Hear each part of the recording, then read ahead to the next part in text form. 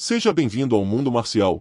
O Kung Fu Shaolin do Norte é um dos mais proeminentes estilos tradicionais das artes marciais chinesas. Enfatiza técnicas de longo alcance, avanços e recuos rápidos, posturas amplas, técnicas de chute e salto, bloqueios circulares giratórios, rapidez, agilidade e ataques agressivos.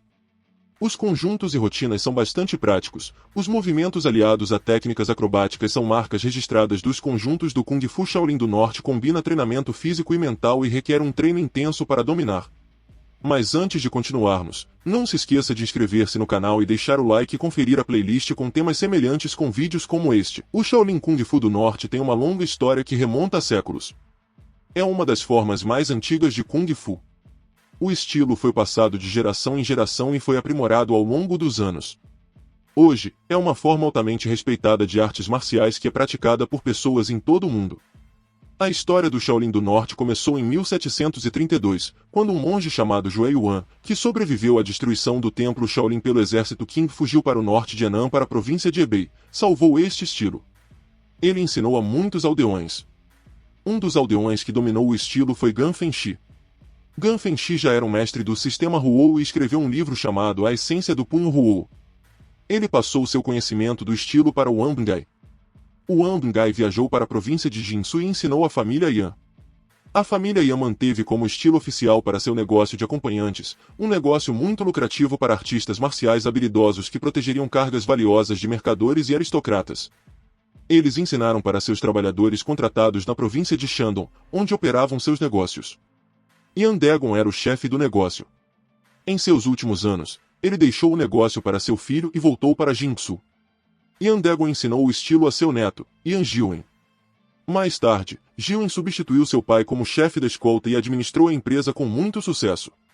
No final da dinastia Qing, 1644 a 1911, em Nanjing, Gu Lixi abriu um escritório de segurança. O Lixi Escort Service protegia os comerciantes na estrada. Gu Lixi era natural da província de Jiangxi. Seu nome se espalhou por toda parte porque ele derrotou incontáveis bandidos e espadachins. Grupos infames de bandidos locais estremeciam sempre que o nome de Gu Lixi era mencionado. Como Gu Lixi era analfabeto, ele dependia de outras pessoas para ler as contas de recebimentos e pagamentos. Ele decidiu que seus filhos, Gu Yumen, o filho mais velho, Gu Ruzang, o segundo filho, e sua filha deveriam ser educados. Quando Gu Ruzang tinha 7 anos em 1901, ele foi enviado para uma escola particular, um ano após a rebelião dos Boxing. Em 1906, aos 12 anos de idade, Ruzang aprendeu o estilo Tantui com seu pai para estabelecer uma boa base para sua educação em artes marciais. O jovem Ruzang era inteligente, diligente e desde cedo se interessou pelas artes marciais. Gu Lixi tinha orgulho de seus filhos, e o Men refletia a glória de seus ancestrais, enquanto Ruzang continuaria seu trabalho. 2 anos depois, em 1908, Gu Lixi adoeceu e foi confinado à cama. O médico não conseguiu curar sua doença. Em seu leito de morte, Lixi chamou por seus filhos. Ele disse a eles que não tinha muito mais tempo de vida. Seu único arrependimento para com os filhos foi não ter conseguido ensinar a eles tudo o que sabia nas artes marciais. Ele contou a eles sobre um velho amigo chamado Yan Jiwen na cidade de Feixin, província de Shandong. Ele disse a eles que aprendessem com esse professor se quisessem se tornar grandes artistas marciais. Alguns dias depois, Gu Lixi sucumbiu à doença e faleceu. A mãe decidiu fechar a casa de acompanhantes e demitir os funcionários. Nos 2 anos seguintes de 1908 a 1910, Gu Ruzang continuou a estudar artes marciais com sua mãe. Ele então partiu para o ensino médio em Nanjing. Em Nanjing, Gu Ruzang tornou-se próximo de um colega de classe chamado Ba Qingxiang. Ele se lembrou das palavras de seu pai e decidiu localizar Yan Jiwen em Shandong. Ruzang sabia que Qingxiang ficaria chateado se ele partisse, então ele contou a ele sobre seu desejo de localizar o mestre Yan. Ba Qingxiang expressou seu desejo de seguir seu amigo e seus pais concederam seu desejo. Juntos, Gu Ruzang e Ba Qingxiang foram para o norte, para Shandong, em busca do mestre Yan em 1911. Eles fizeram perguntas na aldeia e um menino respondeu. Você deve estar perguntando sobre o grande mestre da lança Yan, e os conduziu a uma casa com 3 pátios. Um velho animado estava ensinando artes marciais a alguns de seus discípulos. Após uma inspeção mais detalhada, eles viram quem era o mestre Yan. Gu Ruzang e Ba Qingxiang foram até Yan e se curvaram com as mãos levantadas acima de suas cabeças. Eles disseram ao mestre Yan que tinham ouvido falar de seus grandes ensinamentos e vieram aprender com ele. Quando o mestre Yan perguntou quem eles eram, Gu Ruzang afirmou: "Eu sou o segundo filho de Gu Lixi, chefe do Lixi Court Service." Ele continuou a dizer que seu pai havia morrido há 2 anos e havia mencionado o mestre Yan. O mestre Yan percebeu que Gu Ruzang era como um sobrinho. Ele se lembrou de Gu Lixi e lembrou como Lixi salvou sua vida de um chefe bandido chamado Kuru. Uma amizade muito forte se desenvolveu entre Lixi e mestre Yan, embora Nanjing e Feixin estivessem distantes.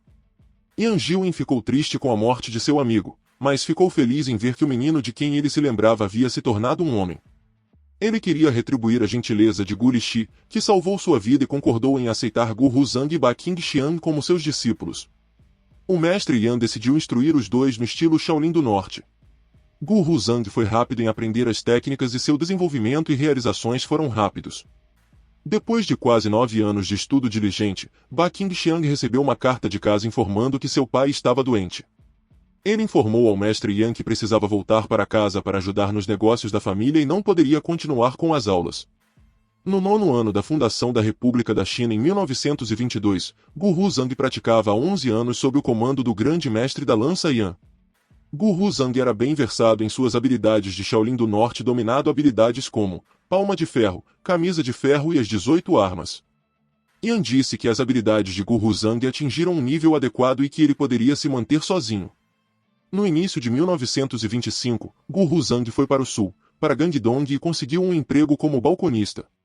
Foi aqui que, alguns anos depois, ele se tornaria uma lenda viva no colorido panteão das artes marciais cantonesas. Em outubro de 1928, o governo nacionalista chinês decidiu unir o povo chinês usando artes marciais.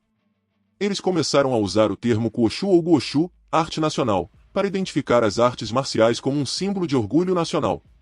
O objetivo do Centro de Guoshu era promover a troca de conhecimento, derrubar a cortina do preconceito entre os estilos e fomentar o slogan "Uma mente forte e um corpo forte constrói uma nação forte". Desde a rebelião dos Boxing de 1900 não houve um torneio nacional e, naturalmente, o povo se interessou. Os convites foram enviados aos mestres em todos os diferentes estilos de artes marciais chinesas que seriam representados. Muitos mestres recusaram o convite, em vez disso, enviaram seus principais discípulos. As regras do torneio eram simples: não cutucar ou arrancar os olhos, sem cutucar ou agarrar a garganta e sem golpes na virilha. Os eventos se tornaram mais violentos e sangrentos conforme o torneio se aproximava do fim. Quando restavam apenas 15 competidores, os funcionários do governo interromperam o torneio. A morte resultaria se fosse permitido continuar e isso não teria servido às necessidades do país.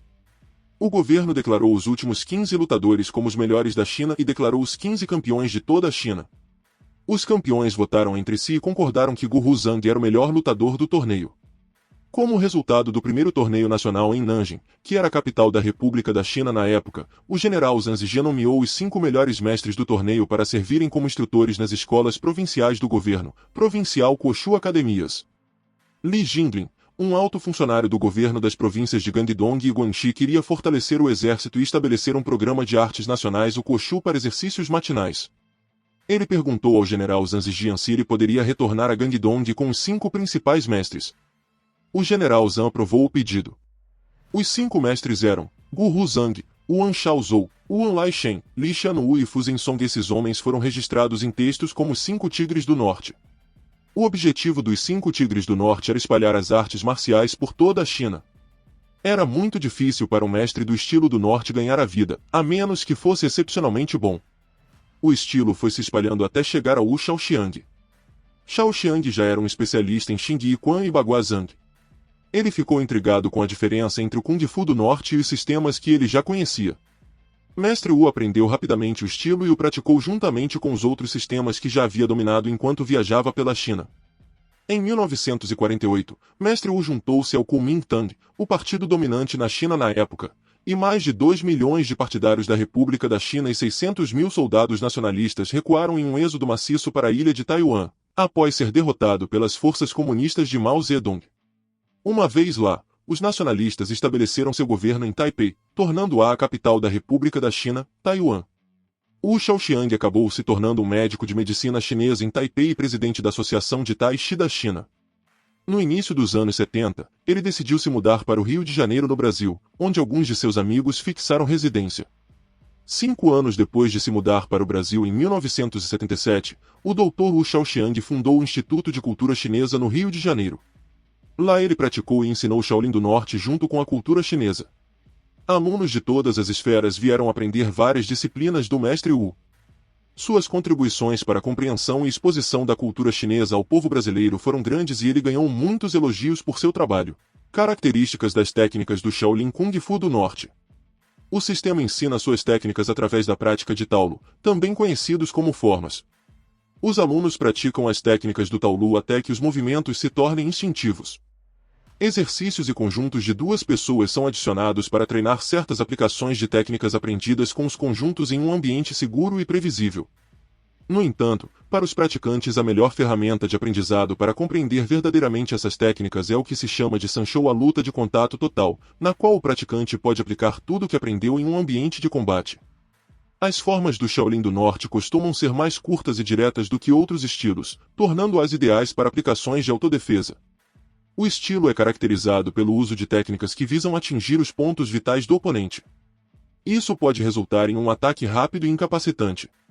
O Shaolin do Norte é considerado um dos estilos de artes marciais mais eficazes para autodefesa entre os estilos chineses de Kung Fu.